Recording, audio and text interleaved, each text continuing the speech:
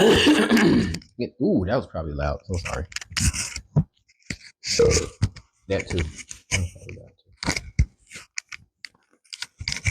So,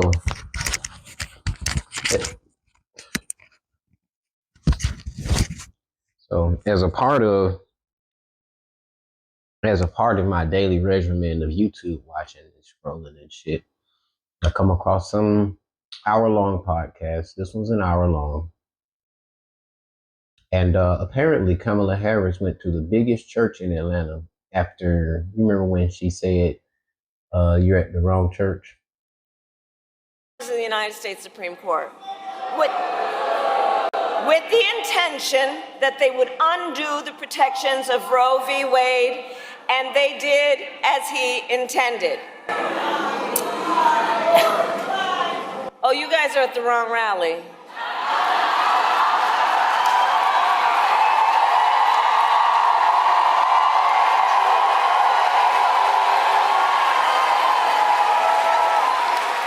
No, I think you meant to go to the smaller one down the street. Yeah, that one, or whatever she said. Her campaign was only 100 days. She blew $1 billion in 100 days. Then you went 20 million in debt.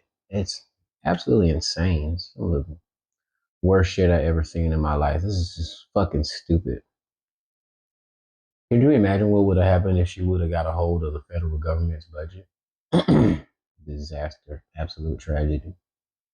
Without further ado, I am going to be watching as much of this as I can because I can't stand Jamal Bryant. I can't stand Jamal Bryant because he was in Washington, D.C. or in the Baltimore area.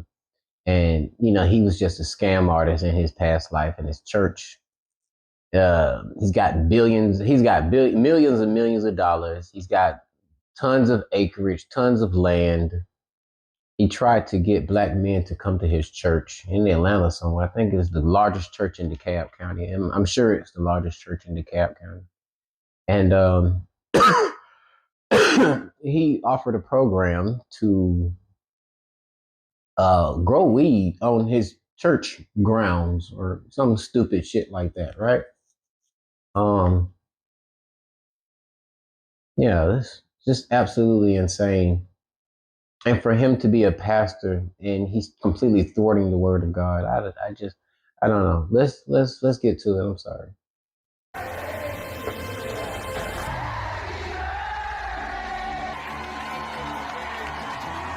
I'm playing the game. After this mission, though.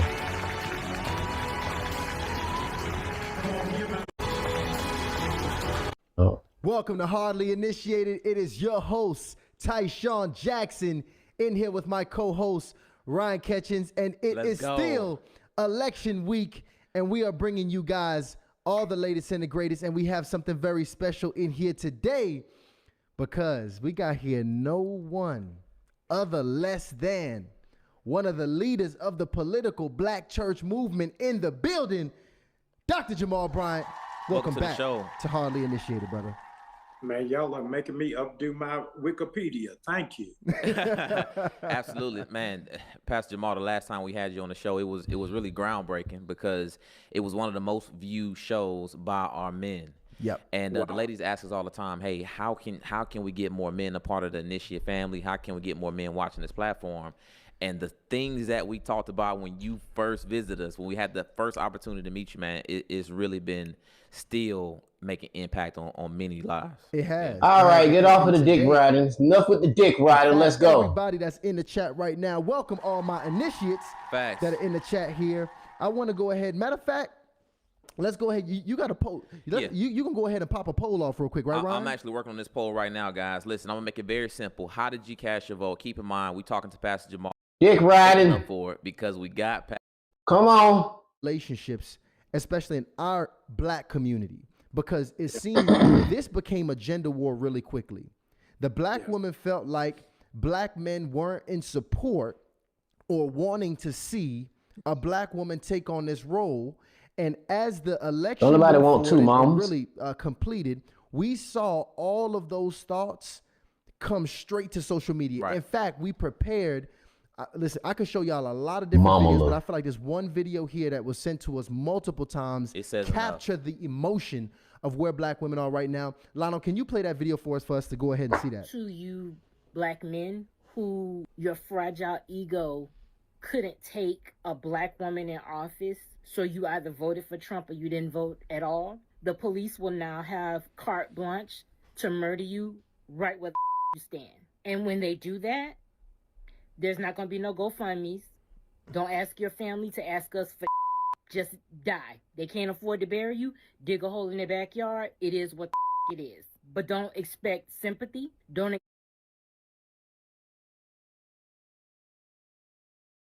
Hold on. Who is she? I don't have TikTok. Oh, maybe I'm in my feelings a little bit, but let's zoom in. Let's play a little bit. See how she look. Expect protesting. You're not a looker, sweetie. Oh my God. Let me tell you something. She just disrespected so many black men. She just disrespected so many people. What is up with her, man? I heard this shit was going viral. I didn't hear this was going viral, but this might be going viral right now. Guess I feel some kind of way about that. Streets, we're not doing that. We're gonna have to break that down a little bit later. Black women, we're done. We're done. We did our due diligence for this century and the next. We've done enough. We're not doing any more.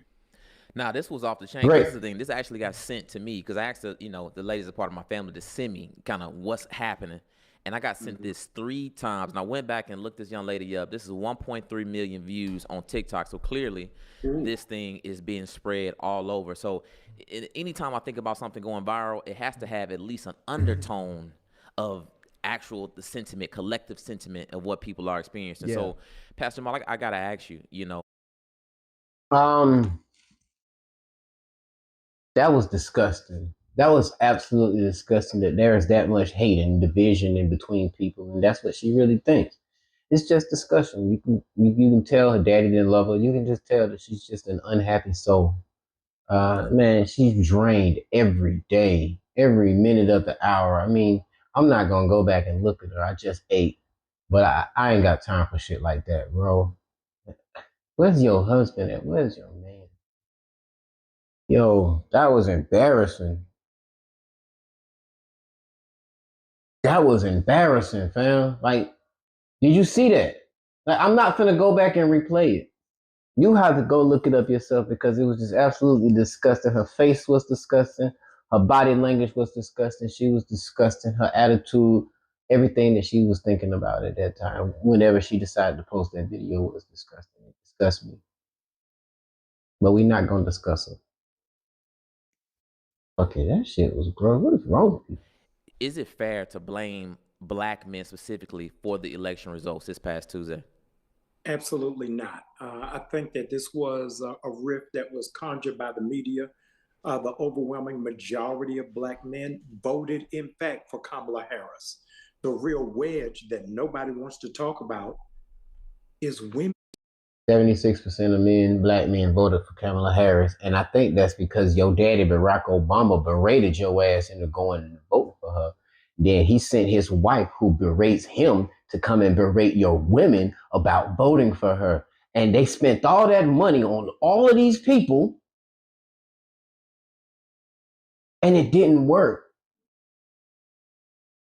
That leads me to believe that as we get older and collectively begin to become more conservative in our views, we want happy, stable families. We want happy, stable relationships. We don't want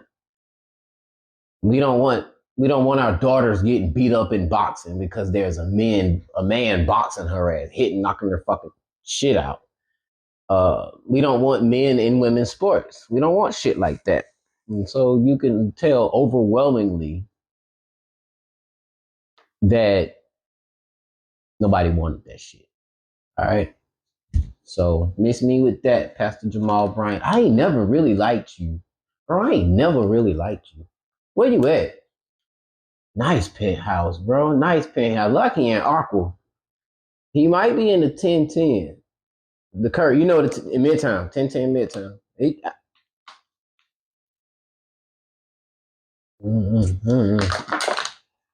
Let's get through this. Men of different ethnicities didn't stand together.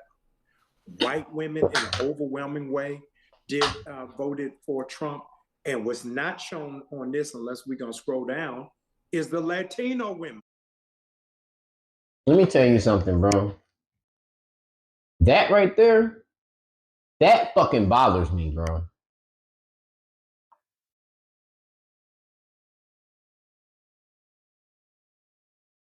That bothers me.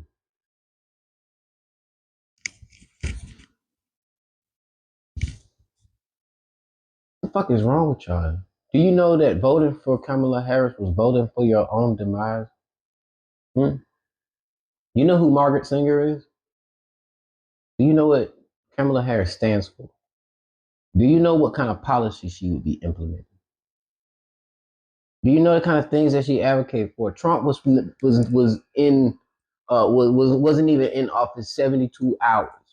You got Putin wanted to talk to him. You got motherfucking China wanted to talk to him, wanted a peaceful relationship with them. You got Kim Jong Un done deleted his social media. You got other motherfucking people that are in battle right now in courts. They done started to tighten up the reins. The mayor of New York, Eric Adams, he done ended the program for the migrants. He done stopped paying for all of that shit. Hey, no more shelters, no more debit cards with money on them for food, none of that shit. Everybody's starting to get in line.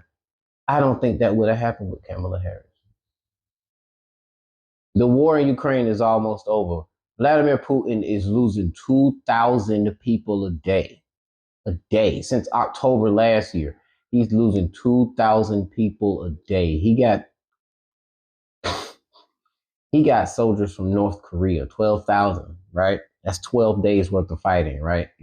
6 days worth of fighting, if you think about it, right? And then the problem with them is they ain't never had internet. So them motherfuckers is over there jacking their dicks. They addicted to porn. I shit you not, bro.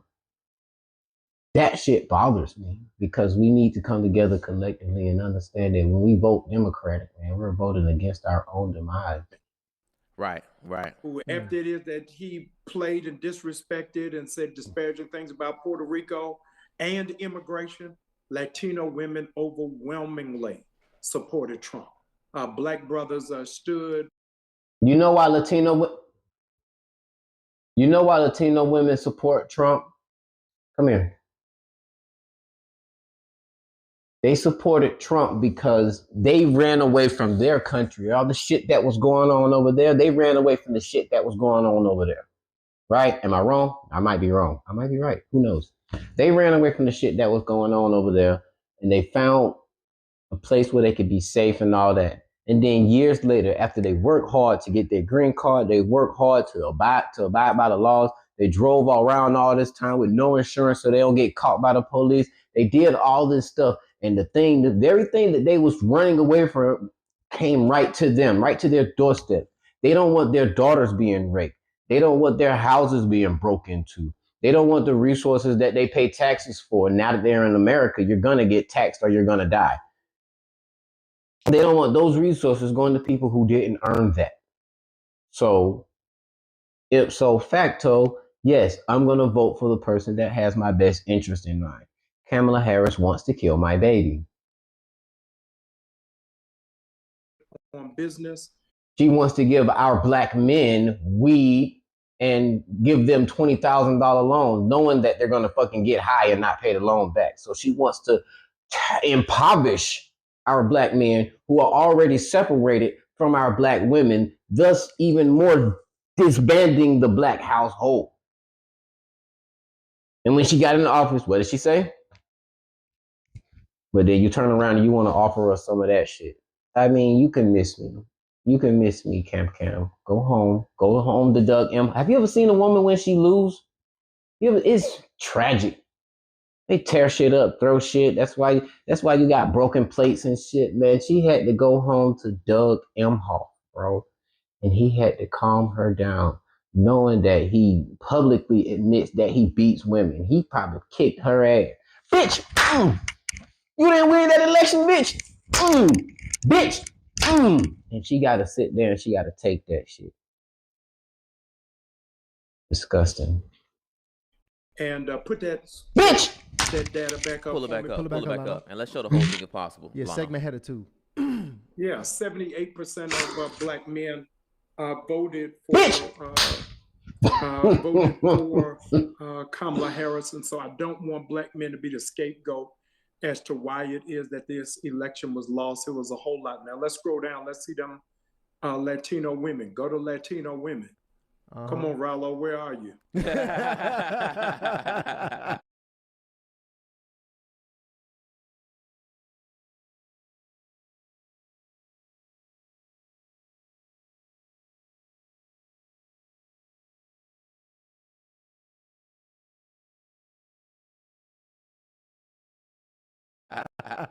Scroll all the way down there. Yeah, let's see that. Oh wait, we're working on our technology over here, Dr. Jamal. So be patient with us. There you go. Yeah. So when you look at it, it is 37%. Let me see, 52% of white women voted for Trump. I think it's 92% of black women voted for Harris, and then the 37% of Latino women. Since when did the church become political? Since when did Pastor Jamal Bryant? It's in a nice place. Like he on probably like the 10th or the 11th floor, mid range, probably like 1.3 million. I know I was looking at the 4th floor and the 11th floor when I was at Aqua. And man, Aqua's nice. I'm probably gonna end up moving there. If I move back to Atlanta, I'm gonna go ahead and, get me a residence in Aqua. I think that's the place where I would like to be the most. Actually, I like the 1010 better. We'll get there. I ain't got no business talking about that. But look at Pastor Jamal Bryant. Why you ain't doing this for your church? Voted for Donald Trump. If you would add those two numbers of the white women and the Latino women, then we got a different kind of outcome on this election. But I cannot let. I just want to clarify some things, young people. The outcome that we had on this election is the sentiment of the entire United States. Okay. We're not going to relegate this to one demographic. Good God. Look at those statistics, man. We're not going to relegate it to one specific demographic. You know what I'm saying? But we can largely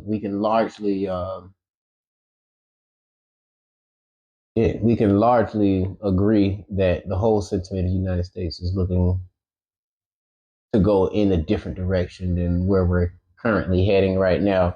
I think we're tired of funding wars overseas, billions and billions of dollars. Your daughter's going to pay for that. Your son's going to pay for that. And if we don't raise our daughters and sons right, then they're just going to be a nation full of sex workers. Black men be the scapegoat of this election because it's simply not so. Did I lie? And I want to follow up because, clearly the statistics show that that's not the case, right? We just went over that. Mm-hmm. But there's still an issue. So my question is, what is it that is making the black woman, a large amount of black women, feel unprotected and really just abandoned by black men?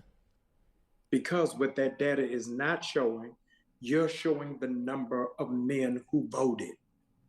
The reality is the election was lost by Negroes who didn't vote at all, not by those.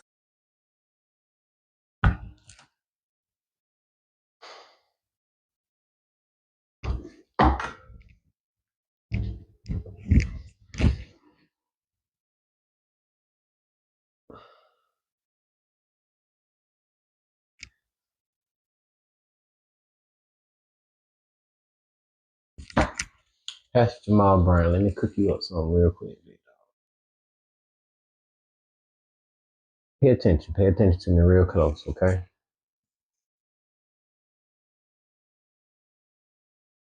We see what happened with you being run out of DC and scamming people.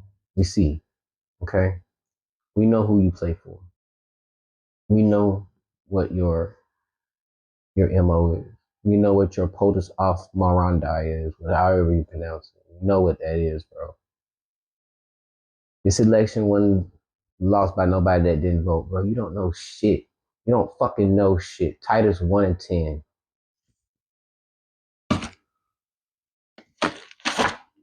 Titus 1 and 10, bro. I hope this one got Titus in it. Luke, Matt, John, Acts, Corinthians, Hebrew, John, Revelations. Titus 1 and 10.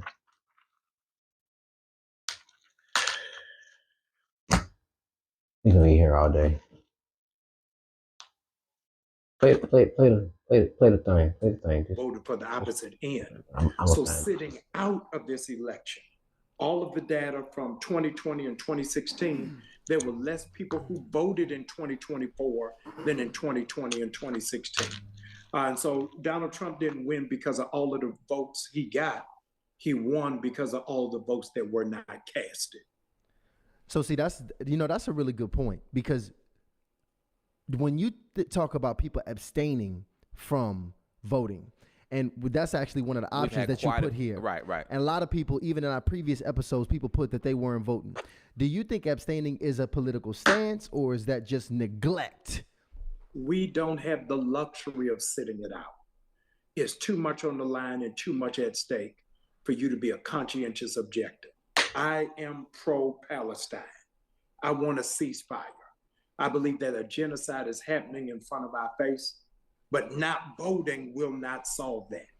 I still got to deal with what is at stake on them threatening to take out Black history from the curriculum of public schools, the banning of books. Black men have got to look at the legislative agenda that they want to expand the death penalty, all while they claim to be pro-life. I'm gonna give that a thumbs down. Give me 1 second.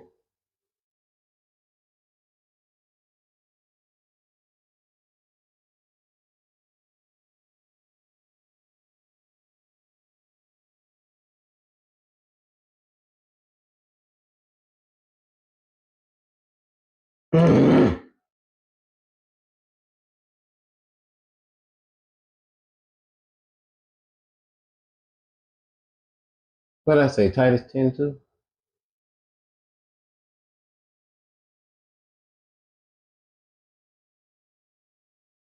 I don't want the AI.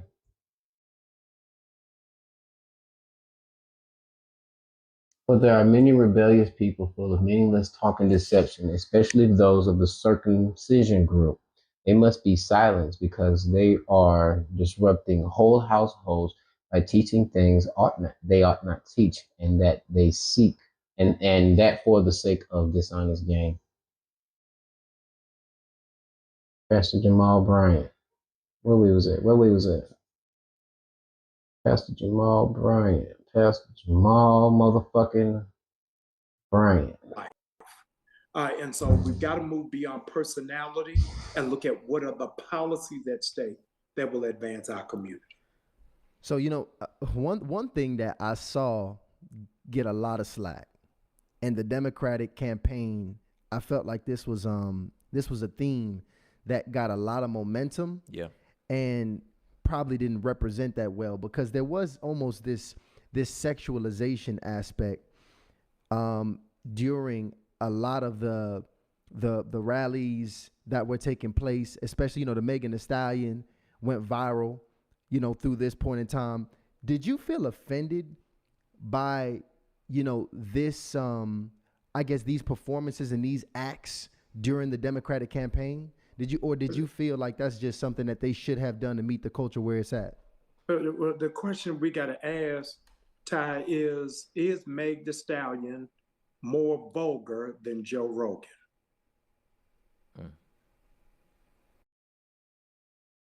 We didn't hear nothing he said. You heard his response, right? Them motherfuckers said, hold on. done to meet the culture where it's at? But the Listen. question we got to ask, Ty, is Meg the Stallion more vulgar than Joe Rogan? Did you hear it? Did you hear it? All right. Let's have some fun. Come on, let's have some fun. Let's have some fun. Is Meg the Stallion more over than Joe Rogan?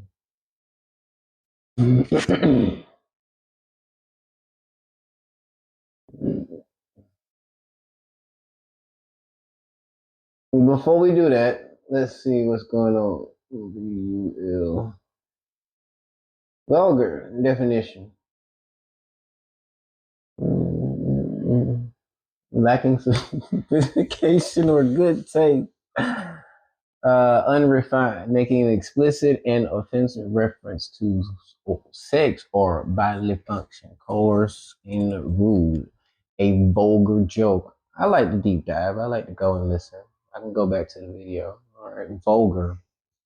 Let's see. Let's just Google Joe Rogan. Joe. You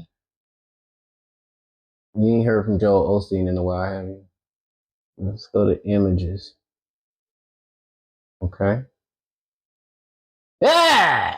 I might want to see all that. Okay. All right. Okay. That's not vulgar. You think that's vulgar, except for the one with the shirt off, maybe a little bit? Let's do Meg. There you go. I would have spelled that right, but it would have been wrong anyway. Ooh. Okay. You know, I like me some thought shit. Mm-hmm. Yeah. Naked. Legs all open. Titties all out. Booty all out. You got that titty hanging out. That donk back there. Okay. Mm-hmm.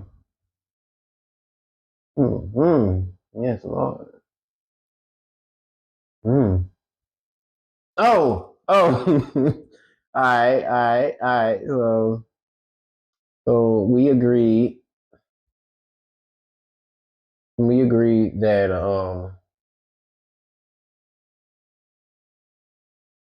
You we understand? can agree that Meg the Then the other Stallion. part of it that you got to deal with. We can agree that Meg the Stallion is, more vulgar than Joe Rogan. So in return, she would rather give Meg the Stallion 3 million, 5 million. I got it bookmarked in my X, but I don't want y'all to see my X. It ain't number 6 on there. I'll probably pull it up.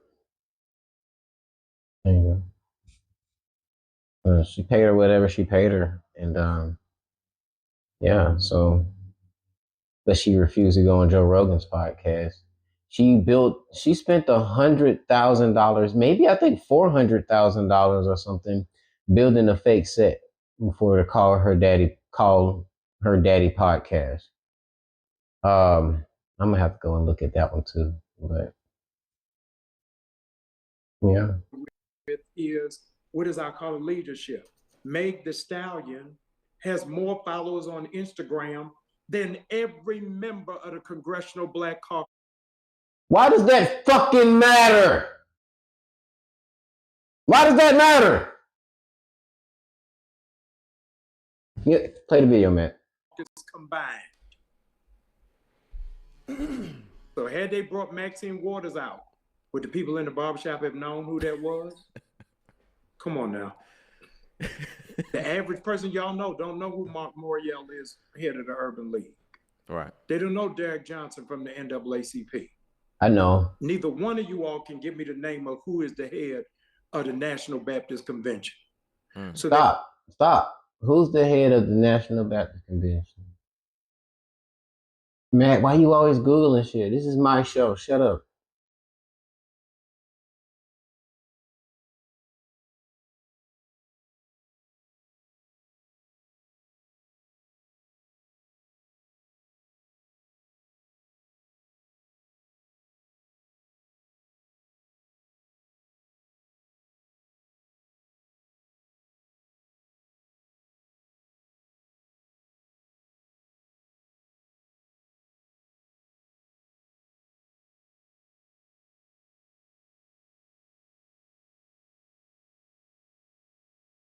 The current president of the National Baptist Convention is the Reverend Dr. Boyce Kimber. Reverend Dr. is the head of the National Baptist Convention, is the world's largest black Protestant denomination. Kimber won the election with 69% of the vote, replacing the previous president, Larry Jerion. What? When did this vote even happen? Election. Oh, thanks. The election was controversial due to a broad direction, be to the board of directors' decision to limit which churches could nominate candidates. Only churches registered with the convention in 2021 and 2022, and some churches registered in 2020 were allowed to nominate candidates. I wonder why. That's all during the Biden-Harris administration, right? During the COVID lockdown thing, so they just put in whoever they wanted to put in. My brain just goes to that place. Whatever. Let's go back to what we were doing. Oh, no, let's go back to Google. I want y'all to see Pastor Jamal Bryant and his weed farm.